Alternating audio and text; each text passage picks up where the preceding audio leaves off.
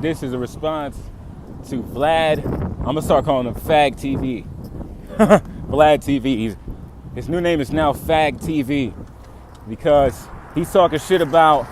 I don't even realize if he knows he's talking shit. He might, because he's a culture criticizer to a culture that's not even his. Like, okay, let's give an example. I know you heard Fuckery's rendition on it. So basically, he said something about like, oh, Nipsey. Now I'm not saying he got killed because of the documentary. I'm not saying that, but I'm saying when he made it seem like it was nothing, like there was no way it could possibly be a possibility, when in reality it is. And he said something like, oh, fucking pharmaceutical agencies, they spend $1 billion to get a drug out. Well, you're technically right. You'll spend anywhere between 500 million, and this is facts, I know what I'm talking about. You'll spend anywhere from 500 million to $2.5 billion to develop a drug. That's not marketing it.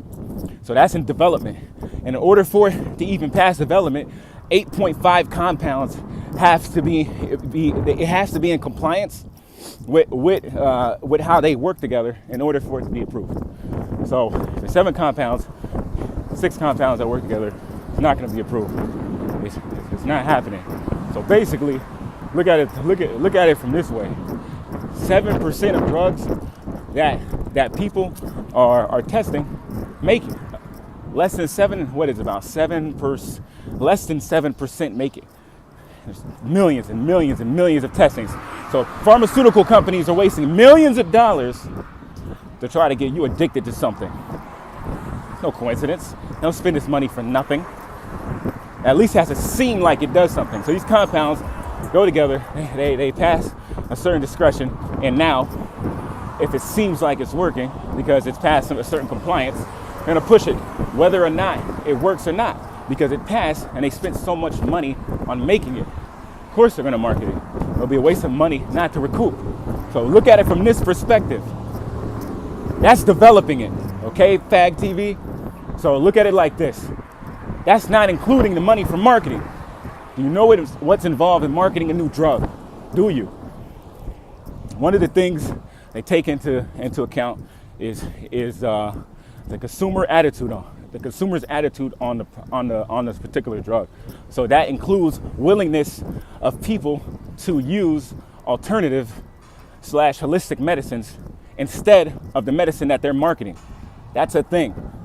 Next to government policies, affordability, and consumer attitude, consumer behavior to that product, and their willingness, which is included, into using something else.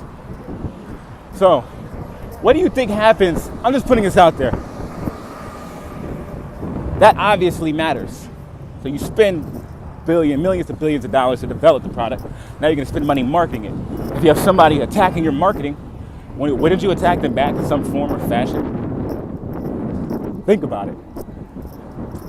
Marketing. Let's go to that. Let's go to marketing. So you got people that go visit these doctors, spend a couple $100s on a dinner, spend a few thousand flying doctors to Hawaii for seminars to sway them and prime them and convince them to use their product to give to their patients. So they're paying money to doctors to get them to tell you, the patient, take this. It's good for you. Fuck your health, if it works or not. We want you to use this. And some pharmaceutical representative convinced me to do otherwise. And I got paid good money and I had a good lunch for this. So your health is worth that to them. A good lunch and a payoff. Huh.